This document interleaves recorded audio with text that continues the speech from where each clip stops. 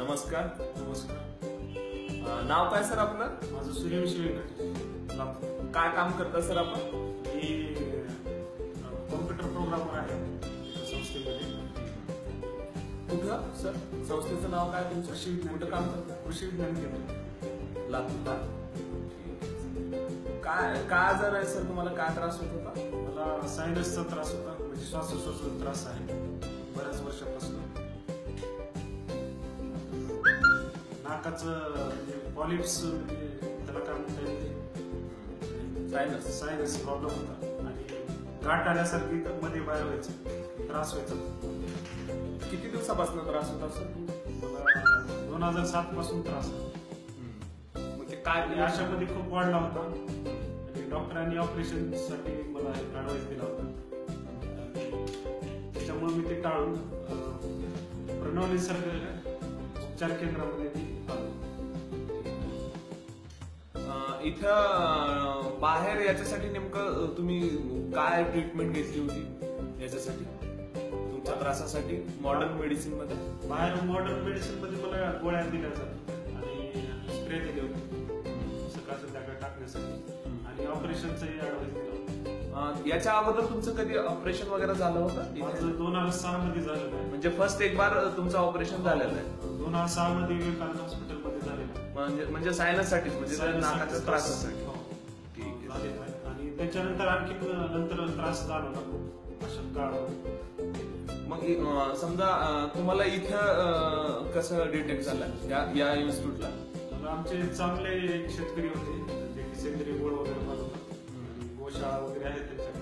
त्यांनी मला डॉक्टर किरण पाटील यांचा संपर्क साधून दिला, त्यांच्याशी ऍडवाइस करून त्याच्याकडे. ठीक आहे सर. इथल्या डॉक्टरांचं काय ओपिनियन आलं या आजाराबद्दल? काय सांगितलं या डॉक्टरांनी? डॉक्टरांनी प्रथम 10 दिवसाचा कोर्स करण्यास सांगितला आणि त्याच्यासोबत मला मातीपट्टी,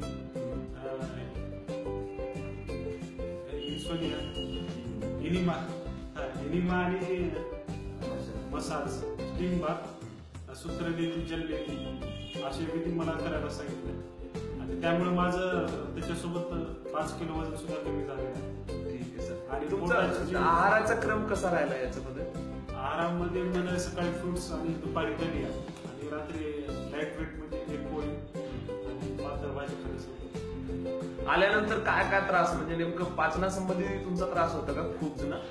पाचनासोबत मला श्वासनाचाही त्रास होता आणि हे 10 दिवसात केल्यानंतर पचनाचाही त्रास कमी झाला, पोट सुरळीत झालं आणि जे डलनेस होता ते पण कमी झालं, वजन हलकं झालं, म्हणजे शरीर सुद्धा हलकं वाटायला लागलं आणि चेहऱ्यावर ग्लो सुद्धा आला.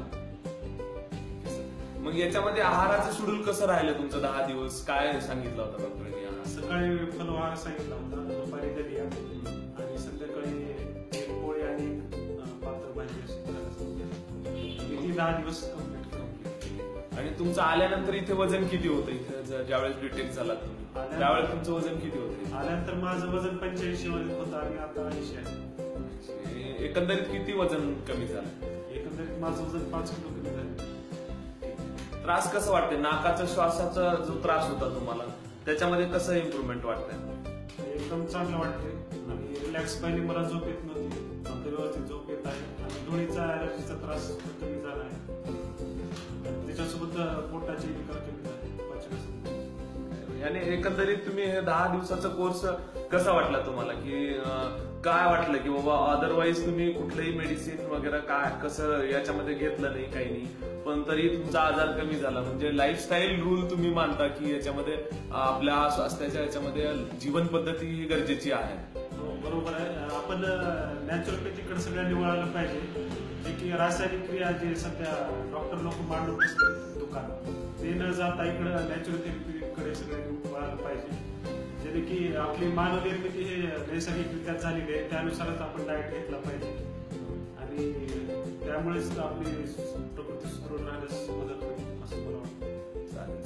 तुमचा मोबाईल नंबर वगैरे डिटेक्ट करा म्हणजे हे होईल सर. तुमचा मोबाईल नंबर आहे 9404 495-75-20.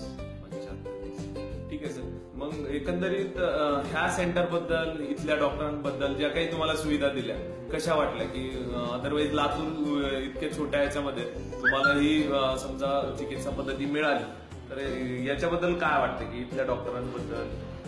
पुन्हा डॉक्टर किरण पाटील यांचे शतशः आभार मानावे वाटतात की त्यांनी अशा छोट्याशा शहरामध्ये येऊन कमी खर्चात, कमी फीसमध्ये हा उपचार चालू केला. त्याबद्दल मी त्यांना शुभेच्छा देतो व त्यांनी असंच सतत रुग्णांची सेवा करून जास्तीत जास्त नॅचरोपॅथीकडे वळवण्याचा प्रयत्न करावा.